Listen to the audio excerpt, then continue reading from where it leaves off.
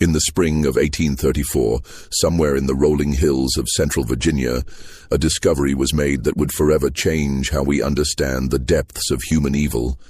47 children, ages ranging from 6 to 16, were found chained in a basement beneath what appeared to be an ordinary farmhouse.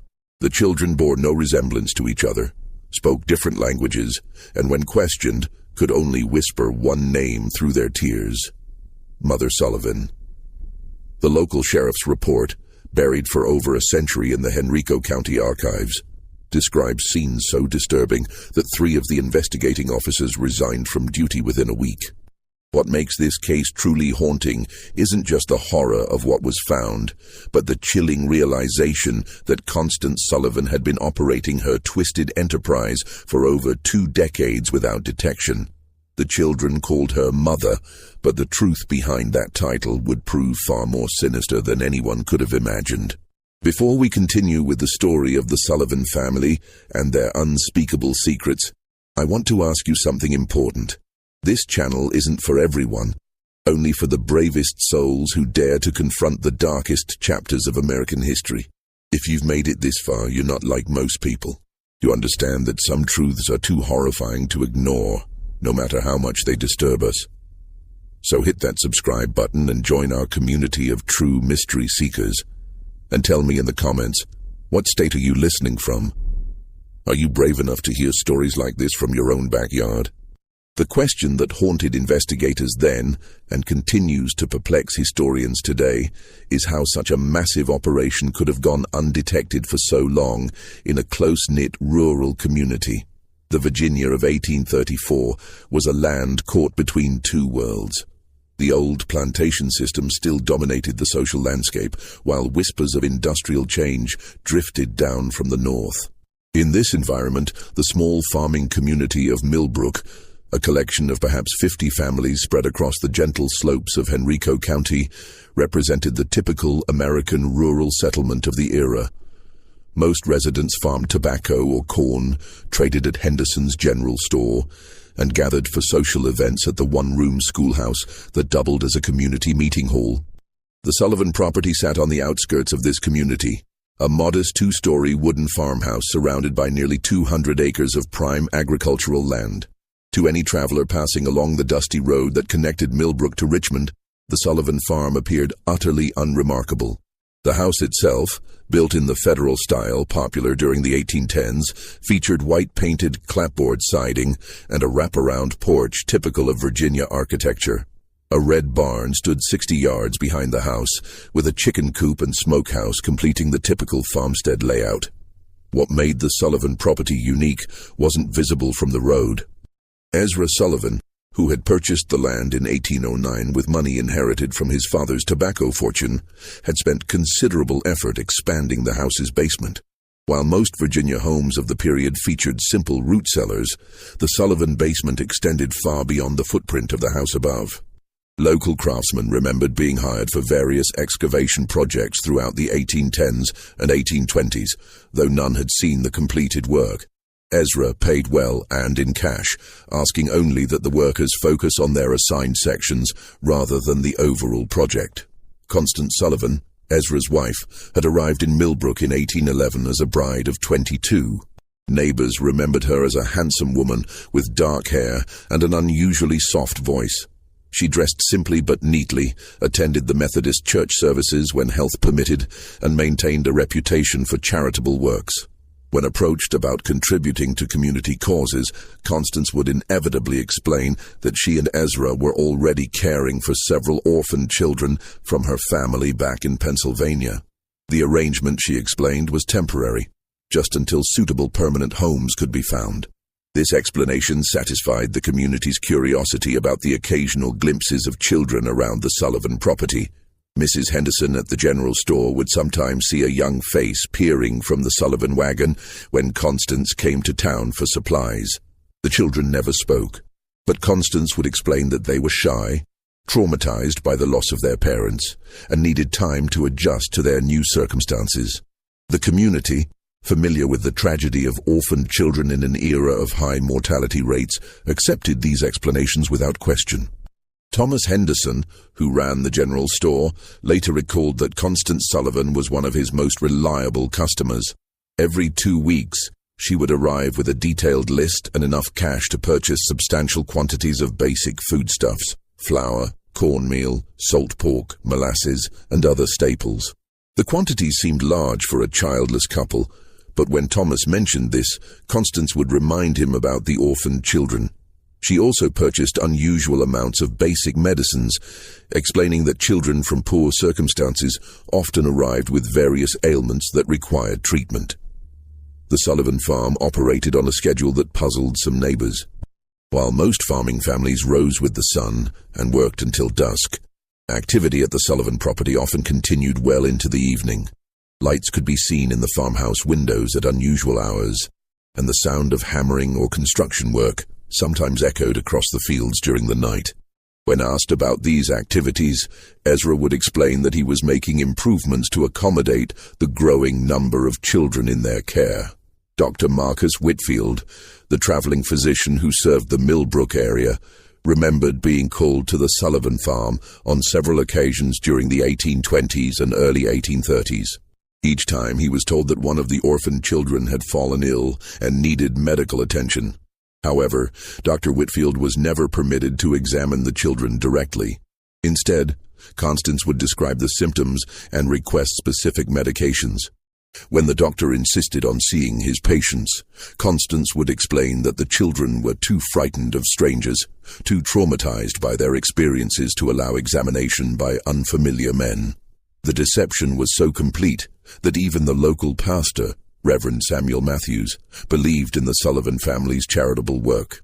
During his occasional visits to the farm, Reverend Matthews would praise Constance and Ezra for their Christian compassion in caring for so many unfortunate children.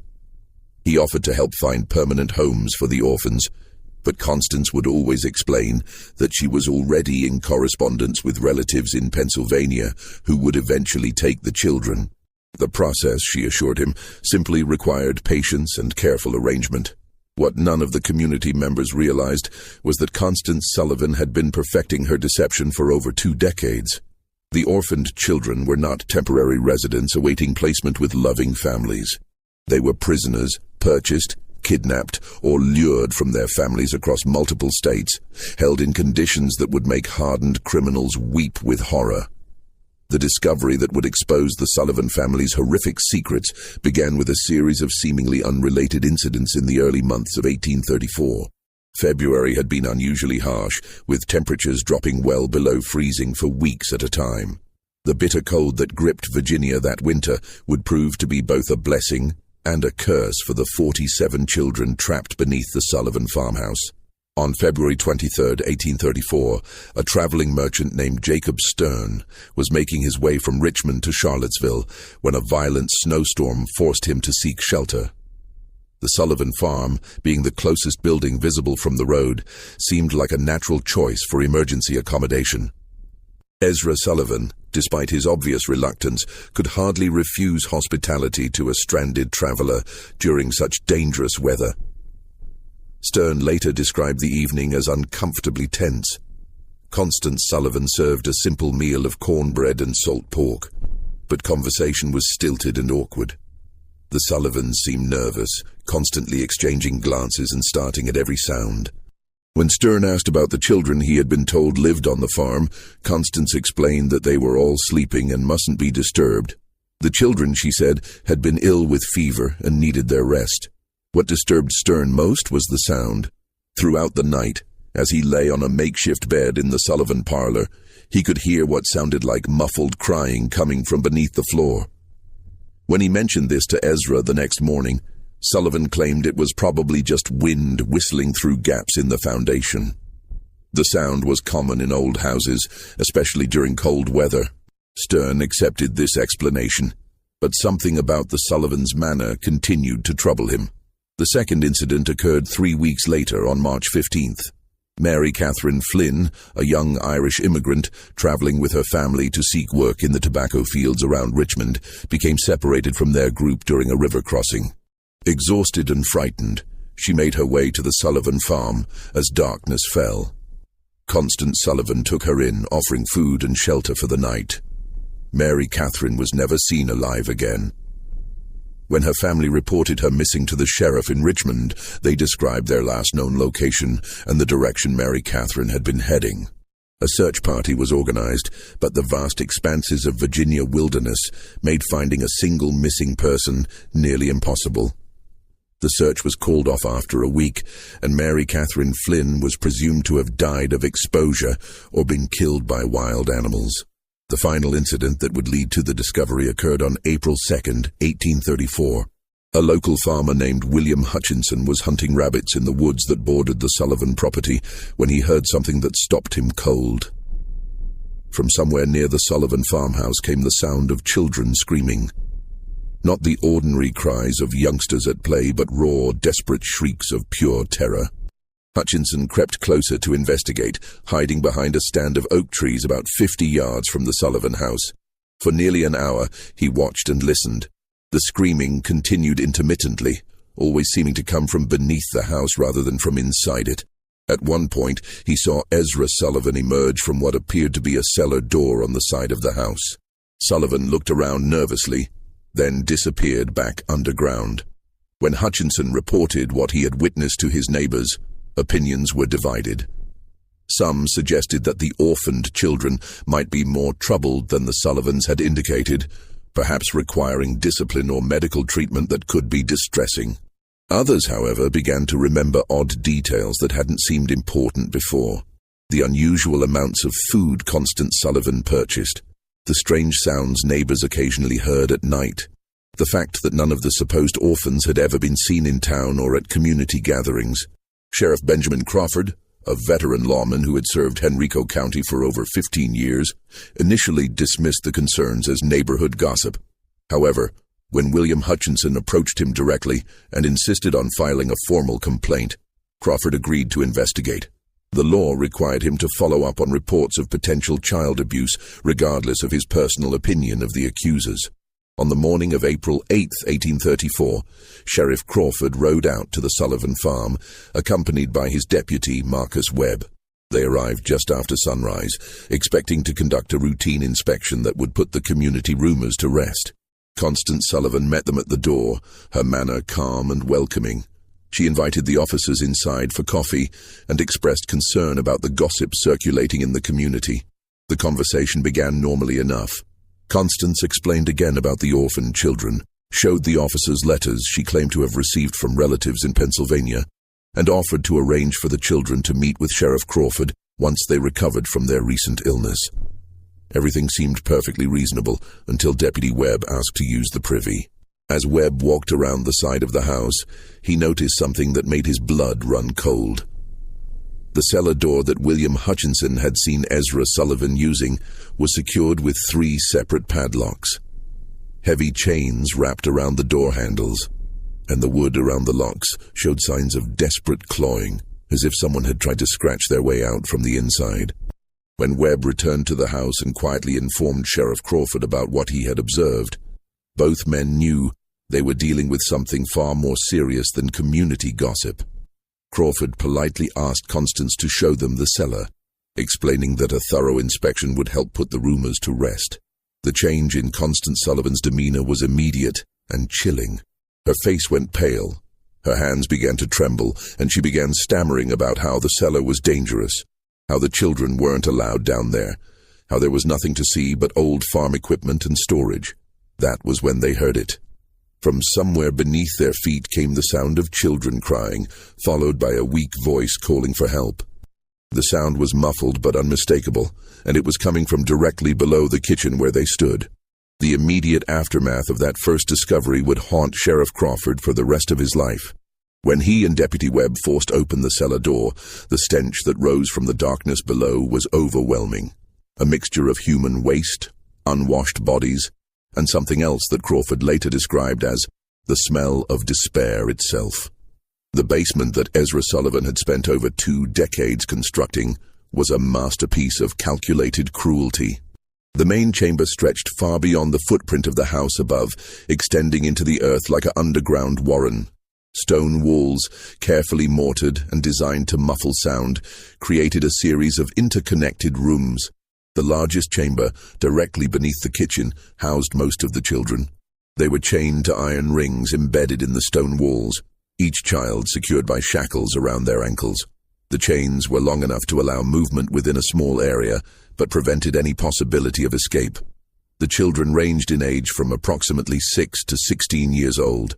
They were emaciated, their clothes reduced to rags, their bodies bearing the marks of prolonged neglect and abuse. Many showed signs of illness, fever, respiratory problems, and skin conditions that came from living in the damp, unventilated underground space. What struck both officers most forcefully was the silence. After the initial cries for help, the children said nothing. They simply stared at the newcomers with eyes that held no hope, no expectation of rescue. Deputy Webb, a father of 4, had to leave the basement twice to vomit. Sheriff Crawford, despite his years of law enforcement experience, found himself unable to process the full scope of what he was seeing. The methodical nature of the imprisonment, the evidence of long-term planning, the sheer number of victims, it was beyond anything in his experience or imagination. In the smaller chambers, Crawford and Webb found evidence of the Sullivan system of control. One room contained stocks and restraining devices for punishment. Another held what appeared to be a primitive medical area where the children were treated for injuries and illnesses, not out of compassion, but to keep them alive and functional. A third room contained detailed records that would prove crucial to the investigation. Names, ages, dates of arrival, and notes about each child's condition and behavior. The records revealed the scope of the Sullivan operation. Children had been arriving at the farm regularly since 1812, shortly after Constance Sullivan came to Millbrook. The sources varied. Some were orphans purchased from overwhelmed poorhouses. Others were runaways lured by promises of food and shelter, and still others appeared to have been simply kidnapped from their families. The record showed that over the years, more than 90 children had passed through the Sullivan basement. The obvious question, what had happened to the others, was answered in the most horrifying way possible. In a separate chamber, reached through a narrow passage that required crawling. Crawford and Webb found the remains of at least 36 children. Some appeared to have died from illness or malnutrition. Others showed signs of violence. All had been buried in shallow graves beneath the basement floor, their bodies covered with lime to control odor and decay. The investigation that followed the initial discovery would continue for months, as authorities struggled to understand how such a massive criminal enterprise had operated undetected for over 2 decades. The answer lay in Constance Sullivan's genius for deception and her understanding of human psychology. She had created a persona that was almost perfectly designed to avoid suspicion in a rural 1830s community. The character of the charitable woman caring for orphaned children appealed to the community's Christian values while explaining away any unusual aspects of the Sullivan household. The story of traumatized children who were too frightened to interact with strangers provided a ready excuse for why the supposed orphans were never seen in public. The claim that permanent homes were being arranged with distant relatives explained why the children never seemed to leave the farm. Even more cleverly, Constance had created multiple layers of protection for her operation. The children were taught to call her mother, ensuring that if anyone ever overheard them, it would seem like a natural family relationship. The few times children had been glimpsed by outsiders, they had been carefully coached to remain silent and appear shy rather than terrified. The substantial food purchases were explained by the presence of multiple children, while the medical supplies were justified by the supposed poor health of orphaned youngsters. The physical setup of the operation was equally well planned. The basement construction had been spread over many years, with different workers handling different aspects of the project. No single craftsman had seen the complete layout or understood the true purpose of the modifications. The soundproofing was effective enough that even close neighbors rarely heard anything suspicious, and when they did, the sounds could be explained as ordinary farm activities or the normal noise of children playing. Perhaps most disturbing was the psychological control system that Constance had developed. The children were told that they had been abandoned by their families, that no one was looking for them, and that the outside world was dangerous and hostile. Those who behaved properly were given slightly better food and living conditions. Those who caused trouble were subjected to punishments that served as examples to the others. Over time, most of the children accepted their captivity as simply the way their lives were meant to be. The community's reaction to the discovery was one of complete shock and disbelief. Many residents initially refused to believe that Constance Sullivan, the quiet woman who had lived among them for over 20 years, could be capable of such monstrous acts. Some suggested that she must have been coerced by her husband, or that the whole situation was somehow a misunderstanding. These denials became impossible to maintain as more evidence emerged.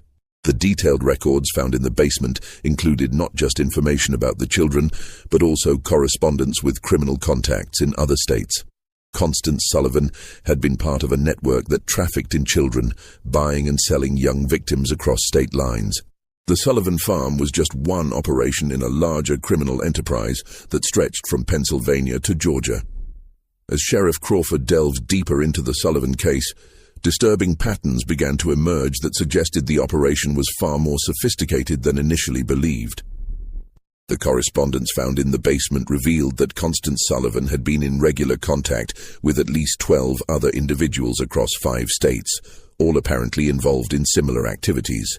The letters, written in a simple code that was eventually deciphered, discussed merchandise, deliveries, and quality control in language that clearly referred to human trafficking. One letter, dated just 3 months before the discovery, came from someone identified only as A. Morrison in Philadelphia. Morrison wrote that he had 6 new items of varying ages and conditions that would be suitable for your requirements. The letter included detailed descriptions of the children, their approximate ages, and their physical conditions. Most disturbingly, it included notes about their temperaments, which children were compliant and which might require additional training. The financial records painted an even more horrifying picture. Constance Sullivan had been paying between $50 and $200 per child, depending on age and condition. She had also been receiving payments from other locations, suggesting that the Sullivan Farm served as both a destination and a distribution point for trafficked children. The total amount of money involved was staggering for the time period. Over $8,000 in transactions over 2 decades, equivalent to several $100,000 in modern currency. Dr. Marcus Whitfield, the traveling physician who had been called to the Sullivan Farm on several occasions, became a key witness as the investigation expanded. Under questioning, he revealed that Constance Sullivan had always been unusually specific about the medications she requested. She had detailed knowledge of treating malnutrition, respiratory infections, and other conditions common in severely neglected children. She had also asked for sedatives and other drugs that could be used to control difficult prisoners. The doctor's testimony led to another chilling realization. Constance Sullivan had been systematically studying how to keep large numbers of children alive under conditions of extreme deprivation. The medical supplies she purchased, the questions she asked, even the layout of the basement, everything was designed to maximize the survival rate of her prisoners while minimizing the resources required to maintain them. Local businessman Thomas Henderson provided additional pieces of the puzzle. A review of his sales record showed that Constance Sullivan had been purchasing increasing quantities of basic supplies over the years.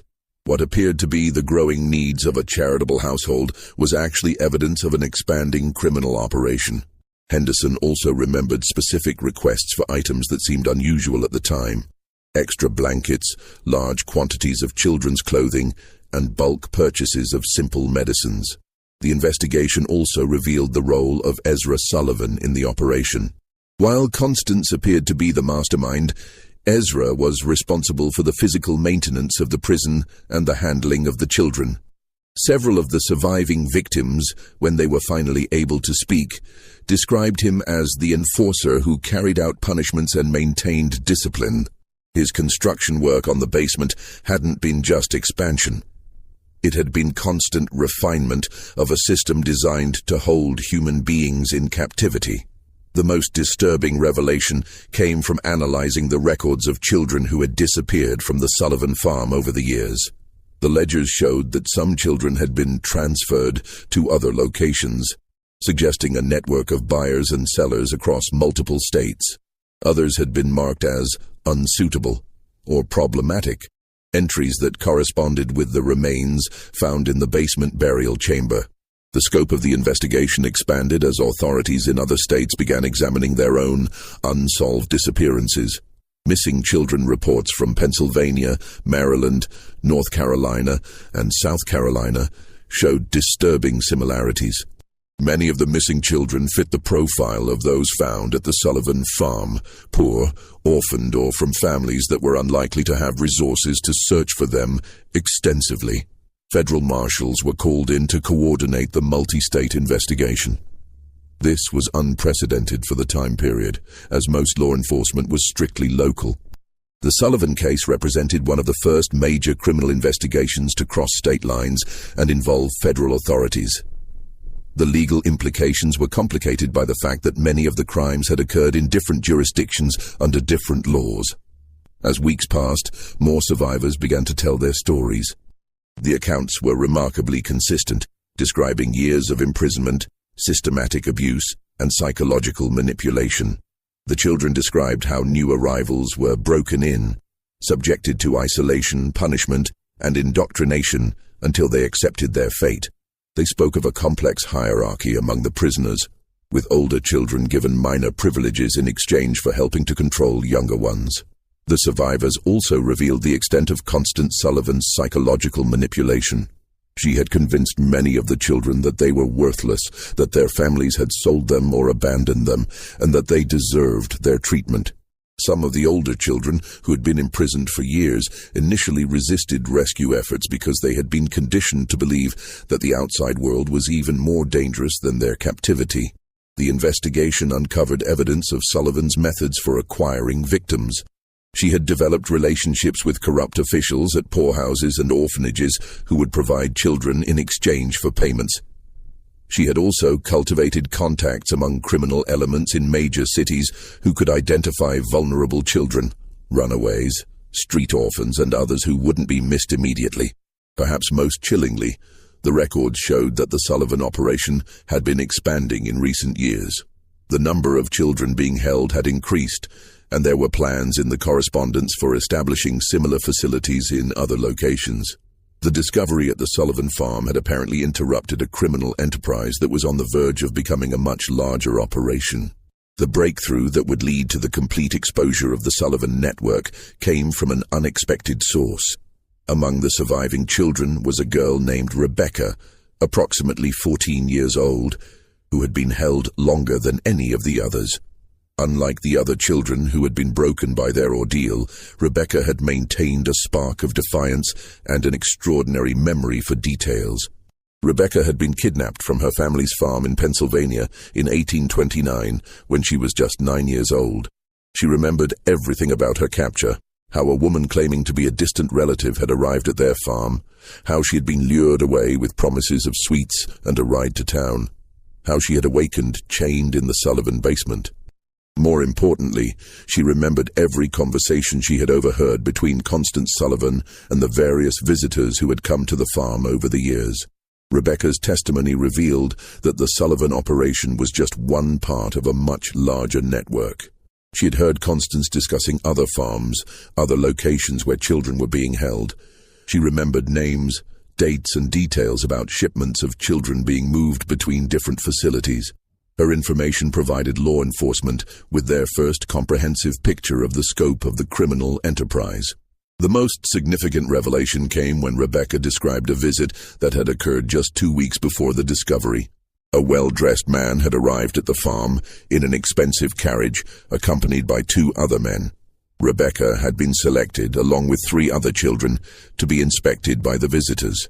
The man had examined them carefully, checking their teeth, their muscle tone, and their general health like a buyer evaluating livestock. The visitor had ultimately decided not to purchase any of the children, complaining that they were too damaged for his purposes. However, he had left behind a letter containing detailed specifications for the type of children he wanted to purchase. The letter, which was found among Constance Sullivan's papers, described requirements for children of specific ages physical characteristics, and temperaments. The language was cold and businesslike, discussing human beings as commodities to be bought and sold. The letter was signed H. Blackwood and included a return address in Charleston, South Carolina. When authorities investigated, they discovered that Henry Blackwood was a wealthy plantation owner who had been purchasing children for years, ostensibly as household servants, but actually for purposes that the investigation would reveal to be even more sinister than the Sullivan operation.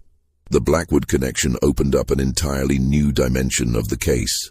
Southern plantation owners, it appeared, had been using the child trafficking network to acquire workers who would be completely under their control. Unlike enslaved people who had some legal protections and whose disappearance might be noticed, trafficked children could be worked to death with no legal consequences. They had no families to search for them, no legal status to protect them, and no hope of escape. The investigation of the Blackwood connection revealed that several other prominent Southern families had been involved in similar purchases. The children were being used not just as laborers, but as subjects for medical experiments, as targets for violent entertainment, and for purposes that the investigators found too disturbing to document fully in their official reports. As the scope of the criminal network became clear, the investigation faced increasing resistance from powerful interests. Several of the families involved in purchasing children had significant political connections and substantial resources to protect themselves. Threats began to be made against investigators, witnesses, and even the surviving children. Sheriff Crawford received anonymous letters warning him to drop the investigation. Deputy Webb was attacked by unknown assailants while walking home from work. Dr. Whitfield found his medical practice suddenly boycotted by several prominent patients. The pressure was clearly designed to intimidate law enforcement and prevent the full extent of the network from being exposed. The situation became even more dangerous when one of the surviving children, a boy named Timothy, who had been providing crucial testimony, disappeared from the temporary shelter where he was being housed. A search was conducted, but Timothy was never found. The message was clear: those who cooperated with the investigation would face severe consequences. Despite the intimidation, the investigation continued. Federal marshals provided additional security for key witnesses and investigators. The surviving children were moved to more secure locations, and armed guards were posted at the Sullivan farm to protect the physical evidence. The case had become a test of whether the American legal system could function when confronted with crimes involving wealthy and powerful perpetrators. The pressure reached its peak when Constance Sullivan herself was found dead in her jail cell. The official cause of death was listed as suicide, but the circumstances were suspicious. Sullivan had been scheduled to testify about the full extent of the criminal network, including the names of all her contacts and customers. Her death eliminated the investigation's most important witness and source of information about the broader conspiracy. The mysterious death of Constance Sullivan sent shockwaves through the investigation team. If powerful interests were willing to eliminate key witnesses, no one involved in the case was safe. The investigation had uncovered a criminal enterprise so vast and so well connected that it posed a threat to some of the most prominent families in American society. Just when it seemed that the investigation might be derailed by intimidation and violence, an unexpected development changed everything. A former employee of Henry Blackwood, motivated by guilt over what he had witnessed, came forward with evidence that would blow the case wide open. The employee, a man named Samuel Pierce, had worked as an overseer on the Blackwood plantation and had detailed knowledge of the children who had been purchased from the Sullivan network. Pierce brought with him documents that proved the connection between the Sullivan operation and the Southern buyers. More importantly, he had witnessed the fate of many of the children who had been sold to plantation owners. His testimony would provide the final pieces of the puzzle and expose the full horror of what had been happening to America's most vulnerable children. Samuel Pierce's testimony before the federal grand jury in Richmond would go down as one of the most disturbing accounts in American legal history. Pierce, a man in his 40s with weathered hands and haunted eyes, had worked for Henry Blackwood for over a decade. What he had seen on the Blackwood plantation and what he revealed about the fate of the Sullivan children shocked even the seasoned investigators who had thought they understood the scope of the criminal enterprise. Pierce described how the Blackwood plantation operated two separate systems. The main plantation used enslaved labor for cotton production, operating under the typical, though brutal, economic model of Southern agriculture. However, Blackwood had also established what Pierce called the experimental quarters, a separate facility where the trafficked children were held for purposes that had nothing to do with agricultural production. The children purchased from the Sullivan network were used as subjects for medical experiments that Blackwood conducted with several associates, including 2 physicians from Charleston Medical College. The experiments were designed to test the limits of human endurance, to study the effects of various drugs and treatments, and to satisfy the scientific curiosity of men who viewed the children as laboratory animals rather than human beings. Pierce's most damning testimony concerned the detailed records that Blackwood maintained of these experiments. The plantation owner had documented everything: the children's reactions to different treatments, their survival rates under various conditions, and the progression of diseases that were deliberately introduced to study their effects. The records showed that Blackwood and his associates had been conducting systematic torture disguised as medical research. The testimony revealed that at least 37 children from the Sullivan network had been sold to Blackwood over the years. Of these, only 4 had survived long enough to be transferred to other buyers. The rest had died as a result of the experiments, malnutrition, or the brutal working conditions in the experimental quarters.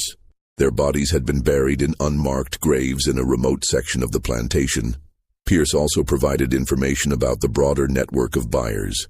He had been present at meetings where Blackwood discussed purchases with other plantation owners, wealthy businessmen, and even some politicians. The conversations he overheard revealed that the trafficking network extended far beyond what investigators had imagined.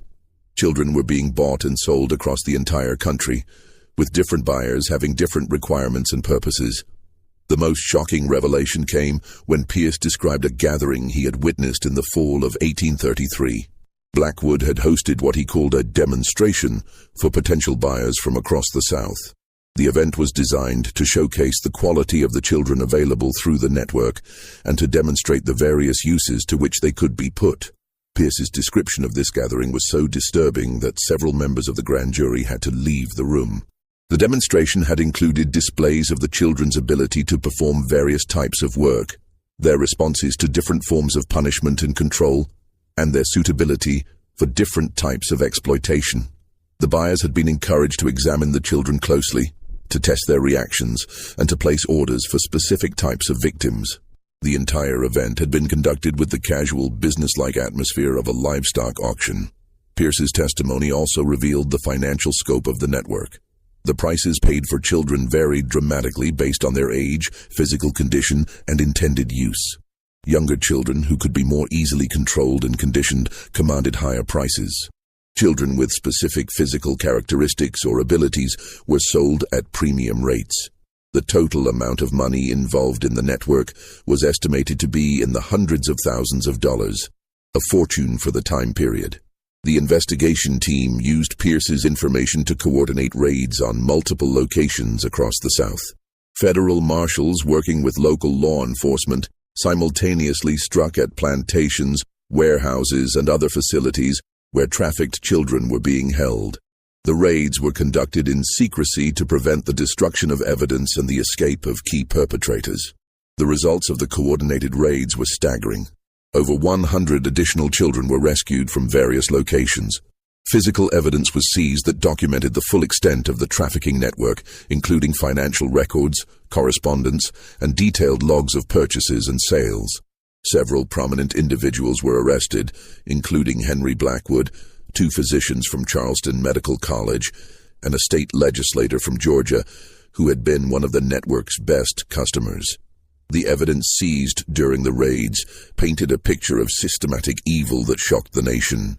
The trafficking network had been operating for over 30 years, had involved dozens of major buyers and sellers, and had victimized hundreds of children. The level of organization and sophistication was unprecedented for any criminal enterprise of the time period. The medical experiments conducted by Blackwood and his associates were documented in horrifying detail. The record showed that the experimenters had deliberately infected children with diseases to study their progression, had tested various poisons and toxins, and had conducted surgical procedures without anesthesia or proper medical training. The children had been treated as disposable research subjects, their lives valued only for the scientific knowledge that could be extracted from their suffering. The investigation also revealed the corruption that had made the network possible. Officials at orphanages, poorhouses, and local governments had been bribed to provide children or to ignore their disappearances. Judges had been paid to declare children abandoned or to approve adoptions that were actually sales. Even some law enforcement officials had been involved in covering up evidence and intimidating witnesses. The legal proceedings that followed would drag on for years, as prosecutors struggled to bring justice to victims of crimes that had occurred across multiple states and jurisdictions. The complexity of the case, combined with the wealth and political connections of many of the defendants, made prosecution extremely difficult. Several key defendants escaped conviction on technical grounds or through the influence of powerful allies. However, the public exposure of the trafficking network had profound effects that extended far beyond the legal proceedings. The Sullivan case became a catalyst for the first federal legislation addressing child trafficking and abuse. It led to reforms in the oversight of orphanages and poorhouses, and to the establishment of new legal protections for vulnerable children. The final resolution of the Sullivan case would take nearly 5 years to complete, but its impact on American society was immediate and profound. The public reaction to the revelations was one of horrified fascination, mixed with a determination to prevent such atrocities from happening again. Newspapers across the country covered the story in unprecedented detail, with many publications dedicating entire issues to the investigation's findings. The surviving children faced a long and difficult path to recovery. Most had been held for years and had no memory of life before their captivity. The 47 children rescued from the Sullivan basement required extensive medical treatment, psychological care, and patient work to help them readjust to normal human interaction. Many never fully recovered from their ordeal, carrying physical and emotional scars for the rest of their lives. Rebecca, the 14-year-old girl whose testimony had been crucial to exposing the broader network, became something of a celebrity as news of her courage spread. However, the attention proved overwhelming for someone who had endured such trauma. She was eventually placed with a Quaker family in Pennsylvania who provided the quiet, supportive environment she needed to heal. Rebecca lived to be 73 years old, eventually marrying and raising a family of her own, but she never spoke publicly about her experiences again after the trial testimony. The legal proceedings revealed the full extent of the corruption that had enabled the trafficking network. Ezra Sullivan, who had been captured during the initial raid, was convicted on multiple charges of kidnapping, imprisonment, and murder. He was executed by hanging in Richmond on November 15, 1836, before a crowd of over 3,000 people. His last words, according to witnesses, were a confession that he had followed the devil's path and a plea for forgiveness from the children he had helped to torture. Henry Blackwood's trial became a sensation that exposed the dark underbelly of Southern plantation society. The medical records seized from his plantation provided evidence of systematic torture and murder that shocked even hardened observers. Blackwood was convicted of multiple murders and sentenced to death, but his execution was delayed for years by appeals and political maneuvering. He eventually died in prison in 1841, reportedly of a heart attack, though some suspected he had been poisoned by associates who feared he might reveal additional secrets. The 2 physicians from Charleston Medical College who had participated in the experiments were expelled from the medical profession and sentenced to long prison terms. Their cases led to new regulations governing medical research and the treatment of human subjects. The medical college itself faced a scandal that nearly resulted in its closure, as investigators revealed that several other faculty members had knowledge of the illegal experiments but had failed to report them. The investigation's most frustrating aspect was the number of powerful individuals who escaped justice despite clear evidence of their involvement. Several wealthy plantation owners fled to Europe before they could be arrested. Others used their political connections to avoid prosecution or to receive minimal sentences that didn't reflect the severity of their crimes. A state legislator from Georgia, who had been one of the network's major customers, was censured by his legislature but never faced criminal charges. The financial investigation revealed that the trafficking network had generated enormous profits for its organizers. Constance Sullivan alone had accumulated over $12,000 in profits over her 20-year operation, a sum equivalent to several $100,000 in modern currency. Much of this money was never recovered, as it had been invested in legitimate businesses or hidden in accounts that investigators couldn't trace. The Sullivan farm itself became a symbol of the horrors that had been uncovered. The property was seized by the government and eventually sold at auction, but no one wanted to live in a place associated with such evil. The house was demolished in 1845, and the basement was filled with concrete and sealed permanently. A small cemetery was established on the site to memorialize the children who had died there, though most of their names were never known. The case led to significant reforms in child welfare and protection. Virginia passed the first comprehensive child protection laws in American history, establishing government oversight of orphanages and requiring background checks for anyone seeking to adopt or care for large numbers of children. Other states quickly followed with similar legislation, creating the foundation for modern child welfare systems. The federal government also responded with new laws addressing interstate crimes and human trafficking. The Sullivan case had demonstrated the limitations of state-by-state law enforcement when dealing with crimes that crossed jurisdictional boundaries. New federal statutes gave marshals expanded authority to investigate and prosecute trafficking cases, establishing precedents that would prove crucial in later criminal justice developments. Perhaps most importantly, the case changed public awareness about the vulnerability of children and the need for systematic protection. The romantic notion of the charitable individual caring for orphaned children was replaced by a more realistic understanding of the need for institutional oversight and legal safeguards. The phrase, "another Sullivan case," entered common usage as a warning about the potential for abuse in situations involving vulnerable children. Dr. Marcus Whitfield, the physician who had unknowingly enabled the Sullivan operation through his medical consultations, dedicated the rest of his career to child welfare. He established free clinics specifically for orphaned and abandoned children, and became an advocate for reforms in medical practice that would prevent physicians from being manipulated by criminals. His later writings on medical ethics were influenced heavily by his experience with the Sullivan case. Sheriff Benjamin Crawford, who had led the initial investigation, was promoted to federal marshal and spent the rest of his career pursuing similar cases. He became one of the first law enforcement officials to specialize in crimes against children, developing investigative techniques and procedures that would be used for decades. Crawford's detailed reports on the Sullivan case became required reading for law enforcement officers across the country.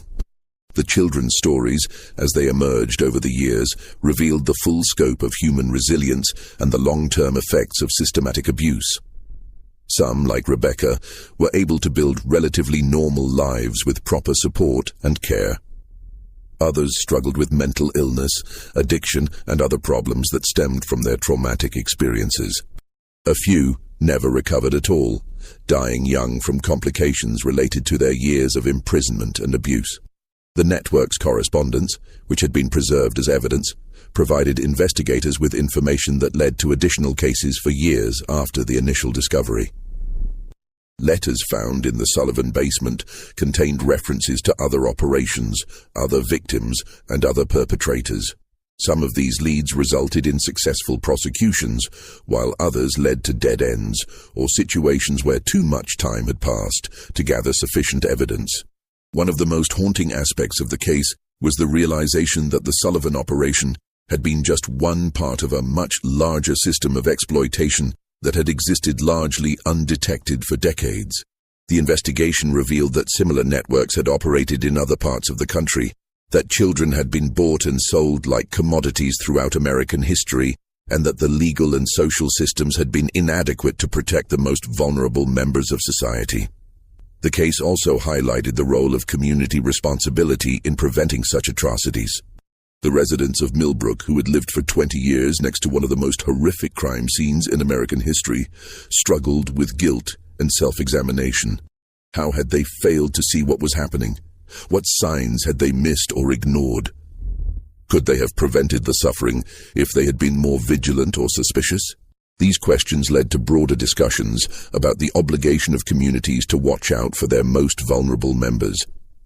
The Sullivan case became a cautionary tale about the dangers of accepting explanations without investigation, of respecting privacy when that respect enabled abuse, and of assuming that respectable appearances guaranteed moral behavior.